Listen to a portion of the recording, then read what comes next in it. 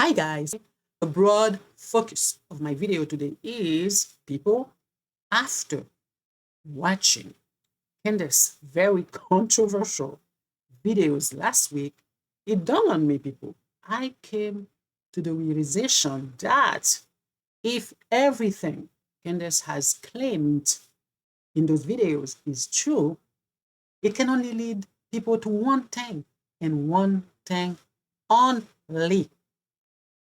I am about to tell you. Bear with me. I am about to explain everything, people. But something I can say though, Candace, she's on the right track, but she's following the wrong leads, people, the wrong leads. Well, stick around and you will find out exactly what I'm talking about. Without further ado, why don't we get right into it? Let's watch this.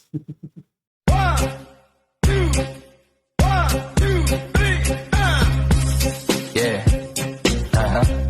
Whoa, whoa, yeah. So now, people, let's get into what I want to talk about. Let's watch what Candace had discovered 2 hours before Charlie was gunned down. Take this anymore. Everything is just so obviously wrong. Fastest autopsy ever. Just in the middle of the night, a couple of hours, he's done. Well, listen to this. I am told that at some point in the 10 o'clock a.m. hour on September 10th, so to be clear, and this is crucial, over 2 hours before Charlie was shot, the Timpanogos hospital staff directed everyone who was in the emergency room into a different wing of the hospital. People were not sure what was going on.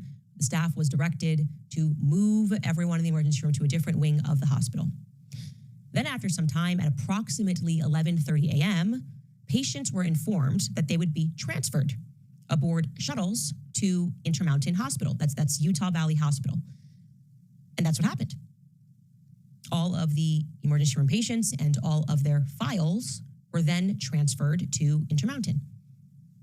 So there's effectively no trail outside of hospital cameras, which have been conveniently seized by Kash Patel's office, of these patients ever having been at Timpanogos Hospital. Now, I don't know, people. I don't know. I don't want to be a conspiracy theorist, but if that is true, something is definitely, people, fish in Denmark. Yes, this is so extreme. Moving patients with their fives. It feels to me the hospital didn't want people to see some suspicious stuff going down. Huh? Just saying. And it seems like people knew beforehand that Charlie was going to be brought in. Am I wrong? Am I wrong? So, what gives, people? What's going on? Huh? And no, people, no. I am not saying that Tyler Robinson didn't kill Charlie Kirk. No. Am I saying there was some conspiracy?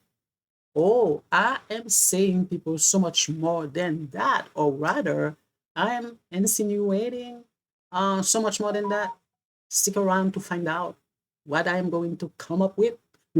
I'm going to blow your mind. Yes. Now, people, if you believe that the hospital was acting weird, watch Candace's next clip. What she had to say happened during Charlie's funeral. It's getting even more and more fishy. If all of this is true, of course. Let's watch this.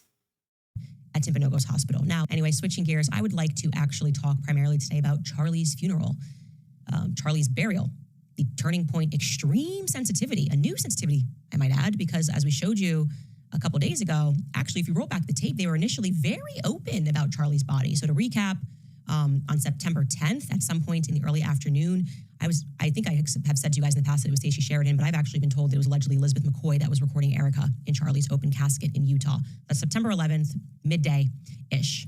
And then at 5:27 p.m. later that day in Arizona, local time, the local news station, Sky News, reported openly, so we're not breaking this news, that Charlie was headed to Hanson Mortuary in Phoenix. I'm going to show you that clip here.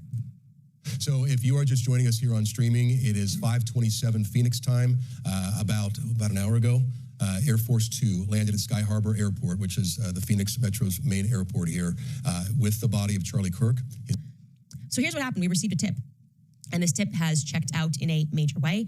And I'm going to be clear here on what is being alleged and what is not alleged. Because some parts I am not alleging, I'm telling you this is what took place. So regarding Hansen, the person alleged with proof that I deem to be credible, that the reason that Charlie was brought to Hansen and was ultimately moved was because the company refused to take part in a quote unquote mock burial. Okay, mock burial. So that you understand why I find this information credible, it's because I read through text messages that were sent to this effect from the people that would have knowledge of this. So I'm going to explain what that is and, or rather, what is meant by that term mock burial in this particular scenario, so there's no confusion. It's considered mock because the deceased is not ultimately going to be buried. Okay, so you can request to have a mock burial either before or after a person is cremated, almost as a celebration. We'd like to have this person in a casket, have a celebration, have a funeral, but this casket is not going to be put into the ground. Actually, we're going to cremate him. So I am told that Hansen declined to participate in a mock burial, so Turning Point USA then had to shop around. And ultimately, they landed upon the Catholic Church because of Erica's very strong ties to the priest, you'll recall. Now, the next part I'm going to tell you is not speculation, it's a fact. On the day of that Catholic funeral mass, Charlie's casket was closed. It's a fact. Afterward, it was in fact taken to a Catholic cemetery, and close friends and family and high net worth donors gathered around that casket one last time. So you're thinking, oh, this must be when he gets lowered into the ground. No, that did not happen. I can tell you that did not happen, and I am not saying allegedly here. Instead, they were then asked to leave. They did not see Charlie taken to a burial plot. They did not see Charlie lowered into a ground. There was no grave that was dug out. Rather, they were told, you leave and we'll handle the rest. He's going to be put somewhere unmarked. We don't want you guys to be privy to where that's going to be because we are fearful that they could desecrate, that someone could come, like the left could come and desecrate wherever he's buried. His close family and friends were told this. So the people that were in attendance were then shuttled to a luncheon elsewhere. Holy, holy, holy, holy people. You cannot say that something is not fishy here, okay? Something is definitely fishy. You see, I said that Candace is on the right track, but following the wrong leads, because in Candace's mind, she believes that they did all of this because they weren't going to bury Charlie. They were going to cremate him. She believes they did all of this for that, but she's wrong. She's definitely wrong. This is not why, if it's true, if it's indeed true, this is not why they did it. I'm about to tell you why I believe they did all of this, people, because everything that she just laid down, people, okay? Hospital moving patients 2 hours before Charlie was shot, quick autopsy, mock funeral, asking people to leave and not let some family members and close friends to see Charlie being buried, Erica's spectacle over Charlie's casket, all of those things, people, lead to one conclusion, and one only, people. What reason would one have to stage a funeral? Let me know. Tell me. Think about it. Think about it. What would be the reason to stage a funeral, to have a mock funeral? What would be the reason? What would be the reason? Can you guess it? Can you guess it, people? Yes, you guessed right. The reason one would stage fake a funeral is because the person is not really dead. That's the only reason. Everything, people, Candace just laid out leads to that conclusion. Charlie Kirk might be alive, people. Yes, think about it. Why would they have a mock funeral? Why would they ask people to leave? Why would the casket? Because the people, think about it. That is the only conclusion. That is Candace in her head thinking that there is this conspiracy. I don't believe that everything she just laid down points to that, but rather that it seems to me that someone that is still alive, that they are faking their death. Why? I don't know. Maybe I don't know. Maybe there was a plot to kill Charlie. Maybe Charlie's life was in danger, and it could be, people. Think about it. It could be. Let's face it, people. What other conclusion could there be? I don't believe that folks at TPUSA, Erica, Israel, France, Egypt, US conspired to kill Charlie. I don't believe in that nonsense, okay? It doesn't make any sense. He wasn't that important for all these countries to conspire to kill him. So this is why I say that Candace, she's following the wrong leads, okay? Or should I say the wrong trails, okay?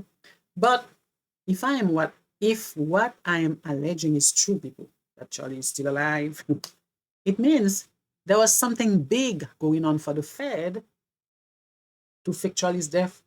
Come on, people. If it's true, only the Fed could pull that off. Okay, period. And Erica, lack of sadness, lack of grief, all of those could point out that it's because her husband is still alive. Who knows, people? Think about it, people. You think about it and you let me know if everything I'm saying is, I'm like, I don't know. I don't know. I don't know, people. What do you think?